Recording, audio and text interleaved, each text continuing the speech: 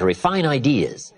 Of course it's laborious, and of course it's a push, but it's called small price to pay, so that you won't have the regret later on. Regret weighs tons.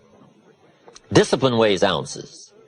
So if you accept the early ounces of discipline of thought to refine ideas and not just let major questions go by, what about society? What about the government? What about taxes? What about religion? What about life? What about capital? What about business? What about society? All of these major questions. What about my life and my value and my place and my future? And what about life? What about origin? What about destiny? What about opportunity? What about possibility? All of these major questions, to let them go casually by is to miss the treasures that your life could accumulate into in the coming months, the coming years. So this is called major. What we ponder and what we think about sets the course of our life. It's like the set of the sail that's taking us somewhere. Let me give you a good question to write down. Where are my thoughts taking me? This is a biggie question. Where are my thoughts taking me? These are some of the things you want to make sure of. You might be able to be casual about some things, but here's some things not to be casual about. My philosophy is taking me somewhere. Big question, where? The accumulation of equity will either be there or won't be there. Life accumulates. And I'm either accumulating debt that I'll be sorry for, or I'm accumulating value that I'll be happy about. Okay, philosophy. The first major piece in the 5 major pieces.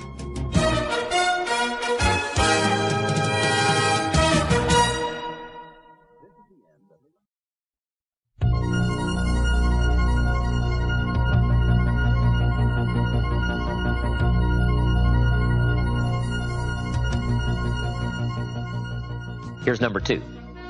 Attitude. Attitude's how you feel. First of all, we're affected by what we know. Second, we're affected by how we feel about what we know. The emotional part now. This is a major part of the 5 pieces. How I feel. Now, there's a lot of different ways to feel. Here's one. If this is all they pay, I'm not coming early and I'm not staying late on the job. Right? We call that one way to feel. Isn't that a selection process? If this is all they pay, I'm not coming early and I'm not staying late. We call that your choice of attitude. Now, do you think that attitude, if you kept it for the next 5 years, would greatly affect your fortunes? The answer is, of course. You cannot escape the accumulated effect of the selection of your attitude. You can't escape it. So one of the major things to check is, how do I feel? And am I on track or off track with my attitude? Now, attitude's not that easy to fix. It's not that easy to get information. It's hard to look up attitude in the yellow pages. If you could put your car in the shop and go next door and get your attitude tuned, wouldn't that be nice, right? But where do you go? How do we engage in the kind of philosophical thinking that will refine our attitude to give us a chance for future fortune rather than what will be missing in the future? So this is big, attitude. Here's another attitude. No matter what they pay, I always come early and I always stay late to invest in my own future. We call that another attitude about the same job. Now, why would one person have one attitude, another person have another attitude? We call that mysteries of the mind. Right? I don't know. Everybody has to choose for themselves. Everybody has to decide by education. Now, if you didn't know what the consequences were going to be, it could be very easy to choose the wrong attitude and not discipline yourself to the right attitude. So a big portion of our life is affected by how we feel. Let me give you just a quick list about the feelings that affect our lives. Number 1, it's how you feel about the past. Boy, it's easy to carry the past as a burden instead of as a school. It's easy to let the past overwhelm you instead of let the past instruct you. How to feel about the past hurts and the past losses and the past difficulties and the times you failed and the times it didn't work, the accumulation of all of that. How you feel about that is going to greatly affect your future in your life. One of the major things that affects your life is how you feel about the future. Our life is affected by two major things. One is price and the other is promise. And it's not that easy to pay the price if you can't see the promise. I think kids are having problems these days trying to pay the price because they can't see the promise. But all of us wouldn't mind paying the price if we could have a clear view of tomorrow, next week, next month, next year. If we had the high assurance with great probability of how it's going to work out, do you think we would hesitate to pay? The answer is no. But everybody hesitates to pay if the future isn't clear. So to help the kids these days, we got to do two things. Help them to see the promise and help them pay the price. But we can pay if we can see. My karate instructor said, Mr. Rohn, you cannot believe the incredible feeling of walking down any city street unafraid. I said, let's get on with the classes, right? Hey, I will sweat. I will put myself through the paces, right? What would we do for an extraordinary promise? Answer, the most unbelievable things. Would you crack the books? Would you burn the midnight oil? Would you engage in the extra thoughts and the extra disciplines if the promise was adequate? And the answer is, of course. But who wants to read? Who wants to burn the midnight oil? Who wants to put themselves through the paces if the promise isn't clear? Important, price and promise. Here's number 3. It's how you feel about each other. It's so important. Attitude about society, country, state and city, community, family, enterprise, office, company, corporation, division. It's so important to have a unique understanding about other human beings and what makes a good life, what constitutes a good life. How you feel about each other. I've got a good phrase for you. You can't succeed by yourself. So to have a unique, refined sense of appreciation for each other is prerequisite. It takes each other to build a society. It takes all of us to build a country, to build a nation. It takes all of us to build a community. Key phrase, you can't succeed by yourself.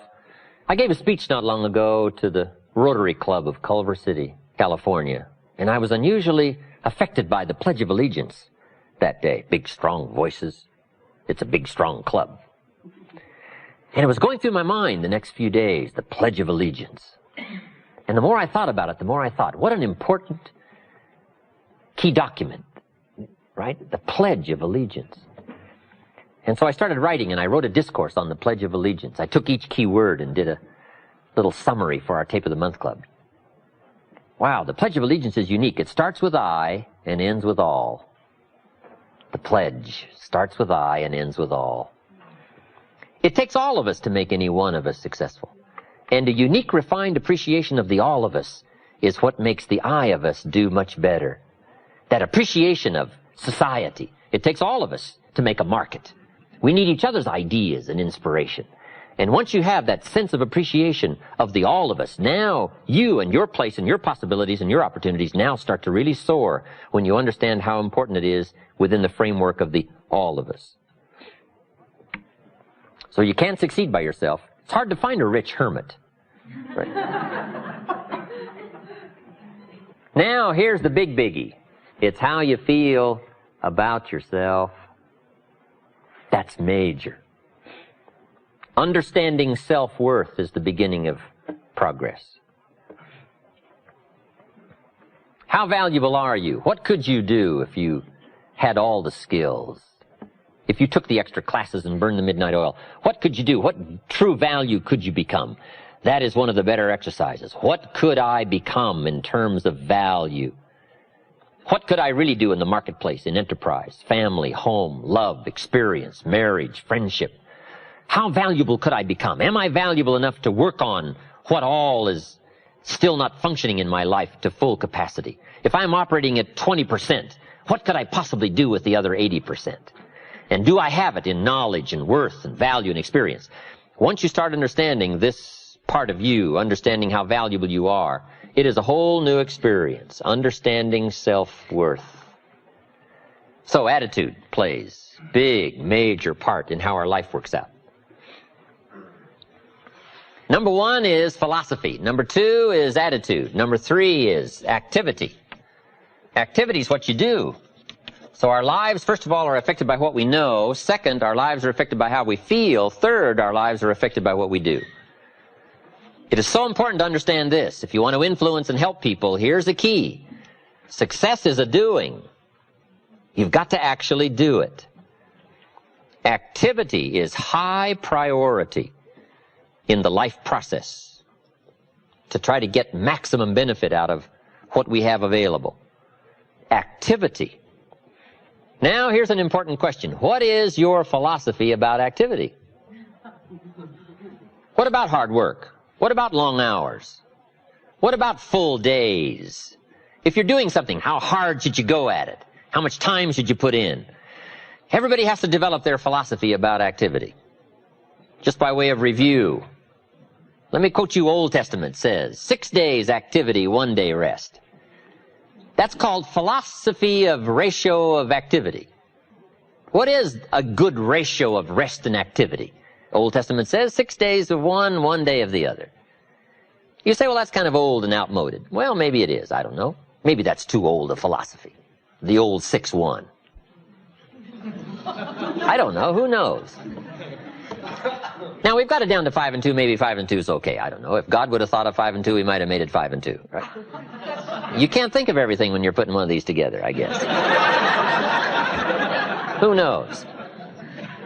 But we've all got to have a philosophy about activity.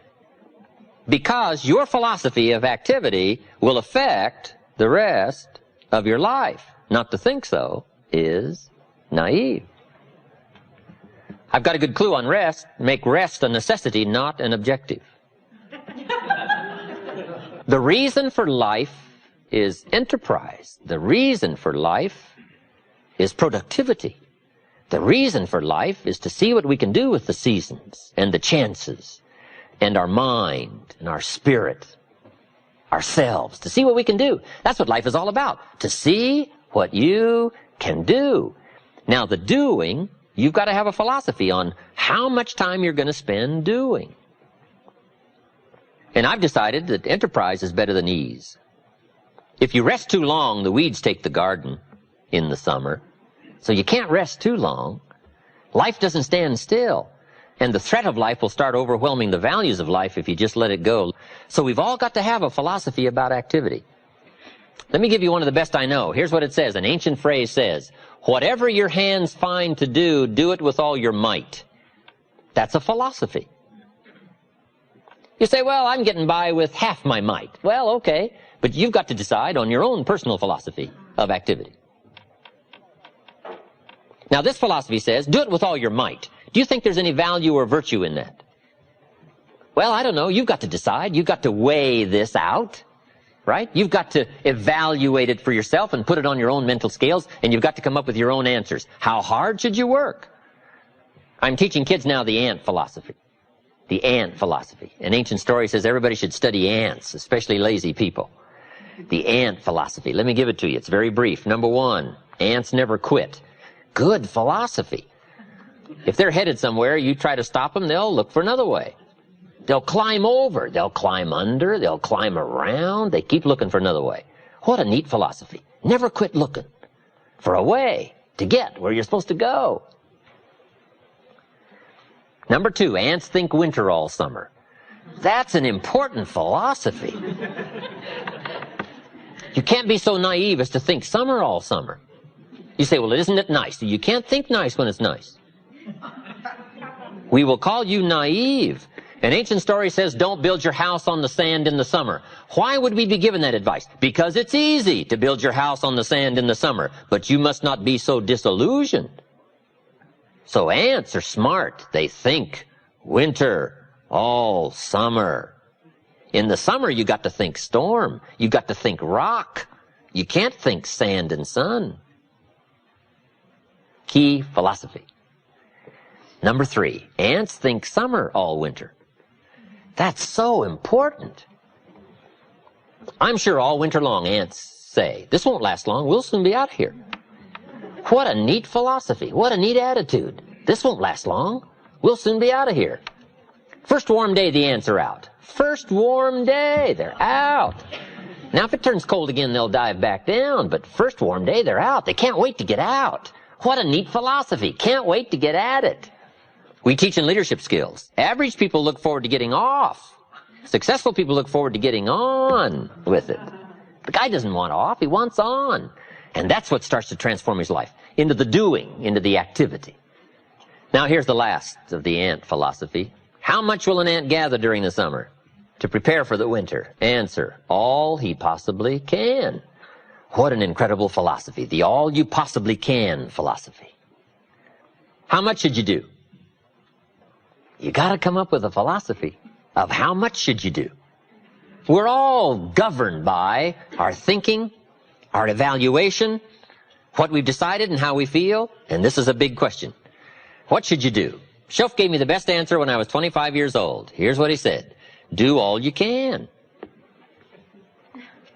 How many books should you read in the next 6 months? As many as you can fit into your schedule. Because the book you miss won't help. What if a guy missed the book, Think and Grow Rich? The guy's 40 and poor and he missed the book. He lived in the right country, but he missed the book. He was a nice guy, but he missed the book. He was very sincere, but he missed the book. He worked hard, but he missed the book. I'm telling you, if you miss the book, no telling what treasure will be missing in your life if you just miss the book. How hard should you work? The ant philosophy. The man says to me, I'm making about $50,000 a year. Isn't that enough? Now, what would be your philosophical answer to someone who says, I'm making $50,000 a year, isn't that enough? He said, my kids are doing okay, and he said, I got my bills paid. So what would you say if a guy says, I'm making $50,000 a year, isn't that enough? I said, yes, $50,000 a year is enough if it's the best you can do. We don't call enough an amount. We only call enough your best. If you're capable of making $500,000 a year and you make $50,000 a year, we call you loser. Now, it isn't the difference between $50,000 and $500,000 that's important. What's important is the full extent of your reach. That's what's important.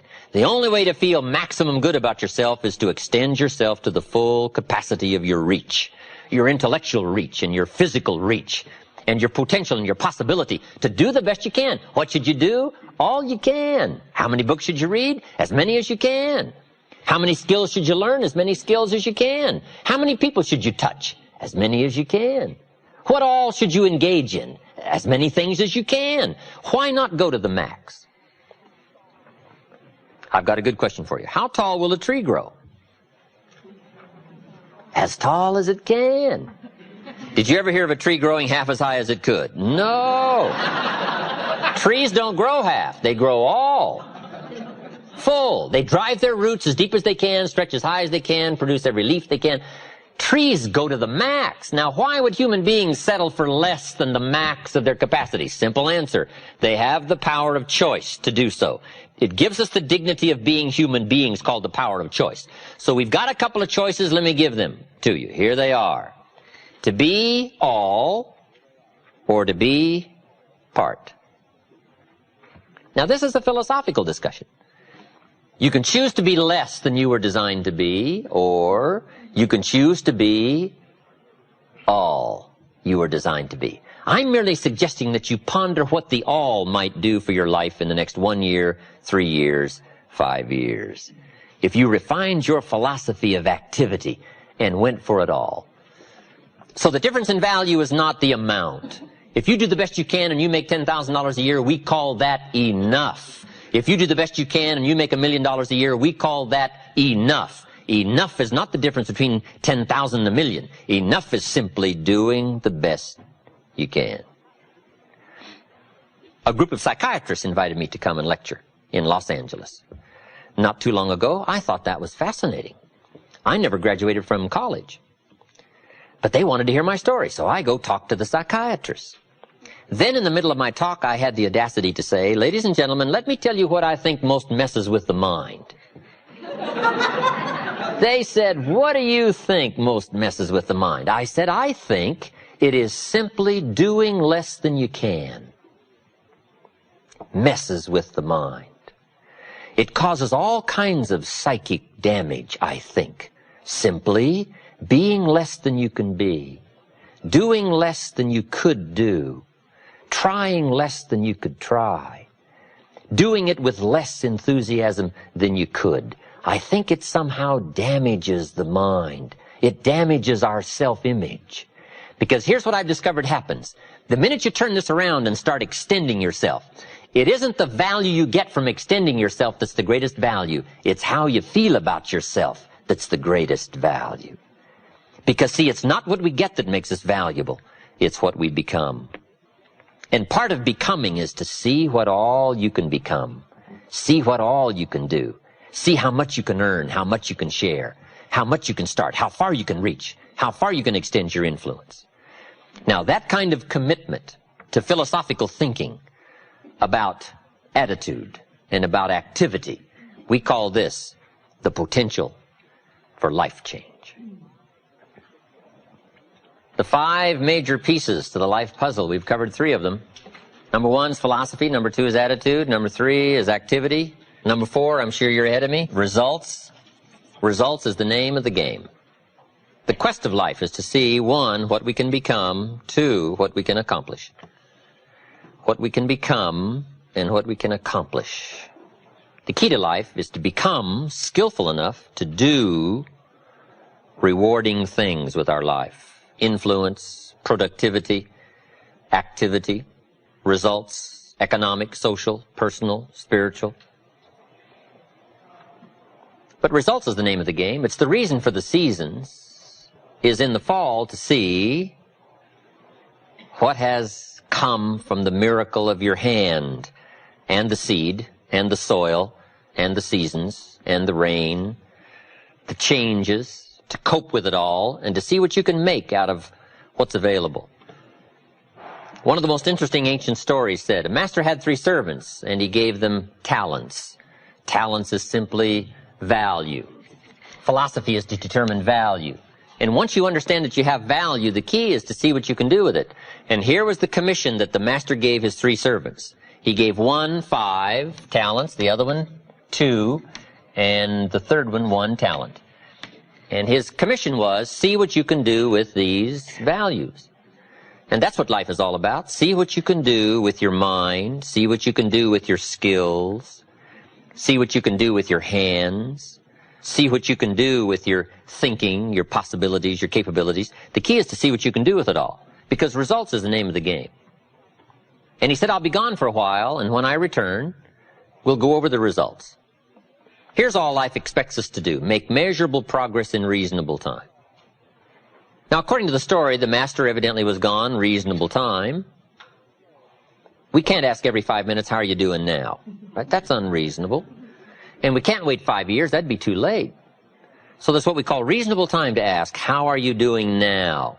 What progress have you made now in this long list of human values and experiences? So the master, having been gone, evidently reasonable time, came back, got the 3 servants together and asked one of life's most important questions. How did you do? In the time that was gone, what progress did you make? What results did you show? He asked this servant who had 5 talents what happened, and that servant said, I turned 5 into 10. Those numbers, I think, are very important, 5 and 10. Do you think they have any significance? I think in higher learning they have very much significance. Now, in average learning, it probably doesn't matter. But in higher learning, we say it's very important to understand the numbers. Key life question, should we be expected to double our values in reasonable time? Answer, of course. Shouldn't we be expected to make progress? How many years do you want your child to spend in 4th grade? About 1. You say, well, if they're nice kids, would you give them 3 or 4 years? You say, no. You can't give your child 4 years to get through 4th grade. That's too much time to make such small progress. Now, wouldn't it be important to ask those same questions all of our life? See, we build those 1st grade desks so small so they won't fit at age 21. And shouldn't it be a reasonable question, what are you doing here? All this time has passed. So I think it's very important, according to the story, to go from 5 to 10 in reasonable time. Now, the master said in response to these numbers, good job, well done. And to this servant he said, what happened? That servant said, I turned 2 into 4. Now, would you find that significant? Turning 2 into 4? I think it is. Key phrase, life is a numbers game. Part of life is a numbers game. How many books should you read to be adequately prepared to debate the major life issues in the next 10 years? Do you think it's important to come up with a pretty good reasonable number of books in a wide variety of subjects to be adequately prepared to debate the major life issues in the next 10 years? The answer is of course. Now, wouldn't it be important to know about what the number of those books are and what the wide range of major life topics are? This is very important stuff. This is not get-by stuff now. Right? You can get a crust of bread and a pair of shoes and stay out of the rain and do okay, but this is called higher learning for success and leadership and influence and skills that serve well for the future. So it's very important, numbers. How many pounds overweight should you be at age 50? Approximately. About? None. Well, we may let you borrow 1 or 2, but 5 and we say, hey. 10 and we say, hey, hey. 15 and we say, hold it. 20 and we turn on the red lights and the sirens. Right. You can't go beyond 20 with any reasonable amount of safety for your health and your future. So numbers are very important. When a reasonable time has passed to say, let's go over the numbers one more time to make sure we're not off track. Everything by longevity tends to drift off track. So we have to keep coming back, what we call mid-course corrections. If you're headed for the moon, the early guidance system when you first blast off doesn't serve for the whole trip. You got mid-course corrections. And they're very important when you're headed for the moon. Right. Because you can miss Kansas City and hit St. Louis and you're all right, but you can't miss the moon, right? So, results being the name of the game, when reasonable time has passed, we have got to, among reason-thinking people, to check out your numbers. Okay? And whatever these numbers may represent in skills or learning or capacity or equities of mind, 5 to 10, 2 to 4. The master said to this servant, I gave you 1 talent. What happened? That servant said, I've still got the same talent. And the story said, the master lost his cool. Or something like that. We call that proper response to lack of results. We must show that the insidious is insidious. We must show how empty life can be without measurable progress. We must get right on the problems and the challenges, lest we yield too easy to the things that can leave our lives empty instead of full and leave us with pennies instead of fortune. We must have proper response to lack of results. Jesus said to his disciples one day, does that fig tree have any figs? Is that an important life question? Does the fig tree have any figs? That's such an important life question if it's a fig tree. His disciples said, no, sir, that tree doesn't have any figs. The story said Jesus lost his cool. One of the few times he lost his cool. We call that proper response to lack of results. Shouldn't we pour it on? Lack of results? Shouldn't we make it clear? Shouldn't we become emotional? Shouldn't we become philosophically strong and find and select powerful words that will illustrate the point? Lack of results? Right? So, I guess the moral to the story is fig trees better have figs, especially when the maker of the fig tree comes by.